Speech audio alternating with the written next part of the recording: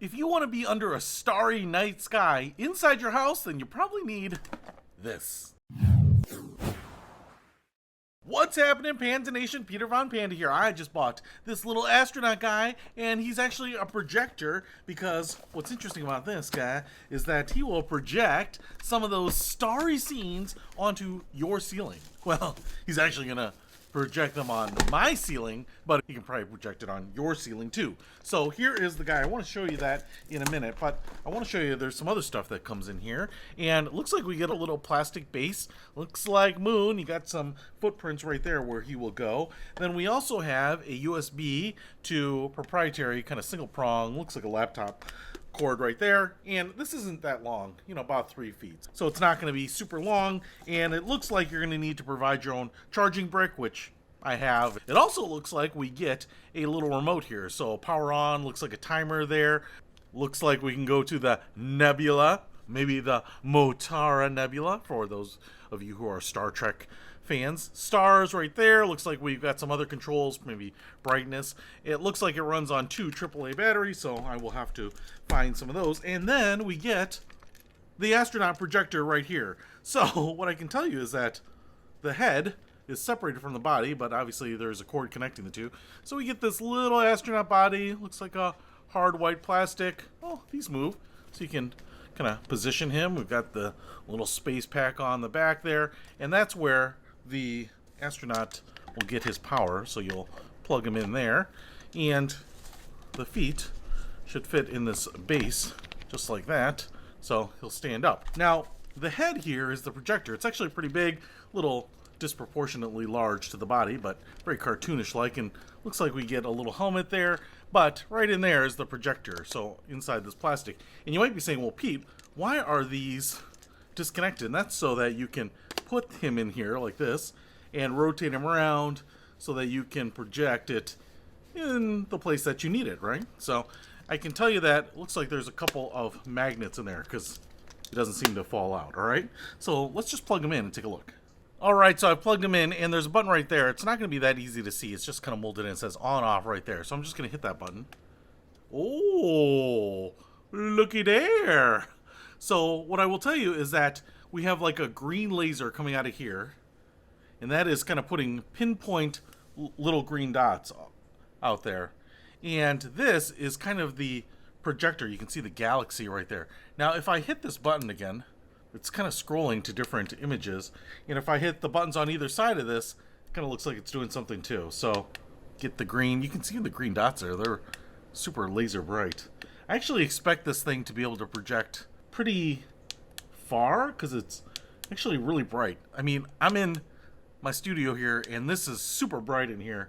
And as you can see it. You might not be able to see it in the wall there, but you can see all the little green laser dots. So what we need to do now is take this into a less than ideal lit room, probably something a little darker, a little ambiance, kind of like you're camping outside, but inside, and see what it looks like when it's projecting on the ceiling, or your kid's nursery or bedroom or something like that. So let's try it out. All right, so I set this up in my living room. I've got my little astronaut buddy down there. And what I have here is it's set on kind of this slow rotating motif. So what you can see is we've got the nebula up here and the pinpoint stars. Now, I will say the laser is the right way to do the stars because they are precise and super bright. My only issue with this is that there's no way to control the color of the laser. So it's just a green laser, and the green is maybe a little bit jarring because I don't really recall green stars. And I guess I don't know that there's a white laser, but honestly, maybe a blue laser or something would be better. But they're not all the same either. What's interesting is that some of them have a little like shine around them. Some of them are smaller and more precise. And, that kind of gives you a little bit of variety. Like that one has a little bit of a halo around it, but some of these are really sharp and precise, like I said, so they don't look like just holes punched in the fabric and just projecting randomly all the same shape and size. Now, the middle portion there is probably my favorite, this kind of rotating nebula, and that is one of these buttons on the back here, this kind of far one. And if I hit this, what I can do is I can kind of scroll through some of these. So that's kind of a purple and red, and that's just a red and green, red, green, and blue. So you can kind of find one that might fit your mood. This is green. So I don't know. I mean, I guess that kind of feels a little Northern Lights-ish, but that one's just blue. That probably seems like the most realistic to me. And then if I go to the other button here, what we get are different star patterns. So all this is doing is kind of just changing, you know, how frequently they stay up there. So I think they kind of just rotate in and out, but if I hit it again, you know, I think it's just kind of intensity, high and low. And then if I hit the middle one here, that is how you turn the sky on and off. So if you hold it down, it'll go off. And if you tap it once, it'll come back on. So I'm gonna leave it on the stars here. I'm going to kind of maybe go to that bluish nebula like that. And it gives kind of a nice effect. If I go out here to the wide angle, you can see what that's like. Now I will say, depending on where you put this, you might have stars on the wall or like on your fireplace because, you know, it's kind of projecting them every which way from down here. If you were to put it right in the middle of the room, or if I were to put it up on that mantle, you know, then everything would be above that. But that's what it looks like. So it's kind of cool.